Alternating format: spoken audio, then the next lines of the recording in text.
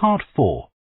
You will hear an anthropology student giving a presentation on spiral path designs known as labyrinths. First, you have some time to look at questions 31 to 40.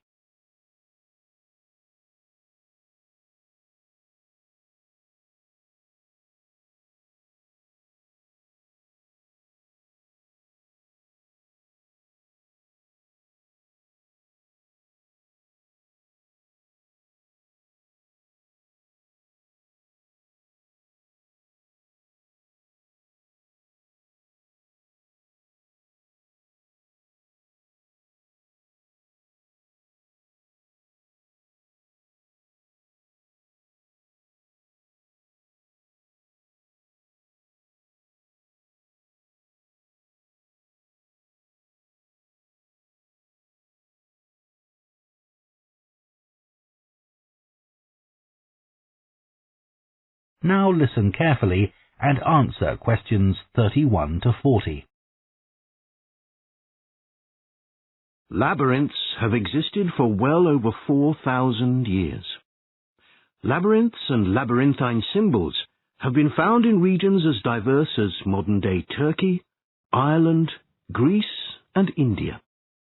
There are various designs of labyrinth, but what they all have in common is a winding spiral path which leads to a central area. There is one starting point at the entrance, and the goal is to reach the central area. Finding your way through a labyrinth involves many twists and turns, but it's not possible to get lost, as there is only one single path. In modern times, the word labyrinth has taken on a different meaning, and is often used as a synonym for a maze. A maze is quite different, as it is a kind of puzzle with an intricate network of paths. Mazes became fashionable in the 15th and 16th centuries in Europe, and can still be found in the gardens of great houses and palaces. The paths are usually surrounded by thick, high hedges, so that it's not possible to see over them. Entering a maze usually involves getting lost a few times before using logic to work out the pattern and find your way to the center, and then out again. There are lots of dead ends and paths which lead you back to where you started. The word maze is believed to come from a Scandinavian word for a state of confusion. This is where the word amazing comes from. Labyrinths, on the other hand, have a very different function. Although people now often refer to things they find complicated as labyrinths, this is not how they were seen in the past. The winding spiral of the labyrinth has been used for centuries as a metaphor for life's journey. It served as a spiritual reminder that there is purpose and meaning to our lives, and helped to give people a sense of direction. Labyrinths are thought to encourage a feeling of calm, and have been used as a meditation and prayer tool in many cultures over many centuries. The earliest examples of the labyrinth spiral pattern have been found carved into stone, from Sardinia to Scandinavia, from Arizona to India to Africa. In Europe, these spiral carvings date from the late Bronze Age. The Native American Pima tribe wove baskets with a circular labyrinth design that depicted their own cosmology. In ancient Greece, the labyrinth spiral was used on coins around 4,000 years ago. Labyrinths made of mosaics were commonly found in bathhouses, villas, and tombs throughout the Roman Empire. In northern Europe, there were actual physical labyrinths designed for walking on. These were cut into the turf or grass, usually in a circular pattern. The origin of these walking labyrinths remains unclear, but they were probably used for fertility rites, which may date back thousands of years.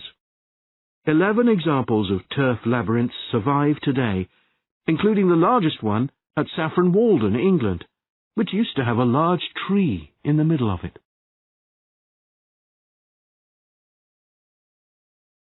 More recently, labyrinths have experienced something of a revival.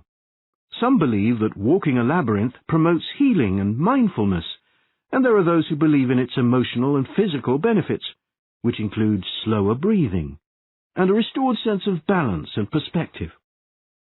This idea has become so popular that labyrinths have been laid into the floors of spas, wellness centers, and even prisons in recent years. A pamphlet at Colorado Children's Hospital informs patients that walking a labyrinth can often calm people in the midst of a crisis. And apparently, it's not only patients who benefit. Many visitors find walking a labyrinth less stressful than sitting in a corridor or waiting room. Some doctors even walk the labyrinth during their breaks. In some hospitals, patients who can't walk can have a paper finger labyrinth brought to their bed. The science behind the theory is a little sketchy, but there are dozens of small-scale studies which support claims about the benefits of labyrinths. For example, one study found that walking a labyrinth provided short-term calming, relaxation and relief from anxiety for Alzheimer's patients. So what is it about labyrinths that makes their appeal so universal?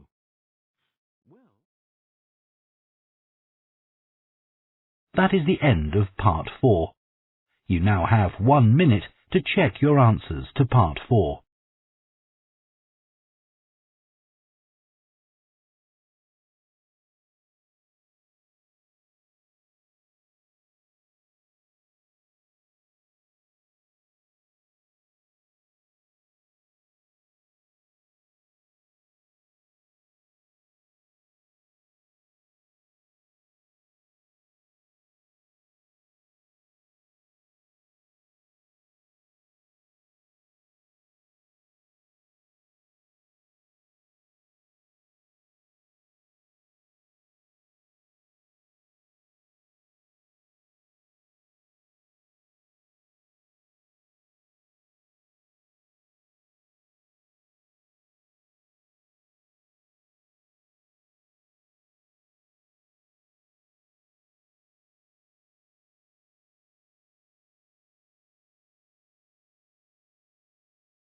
That is the end of the listening test.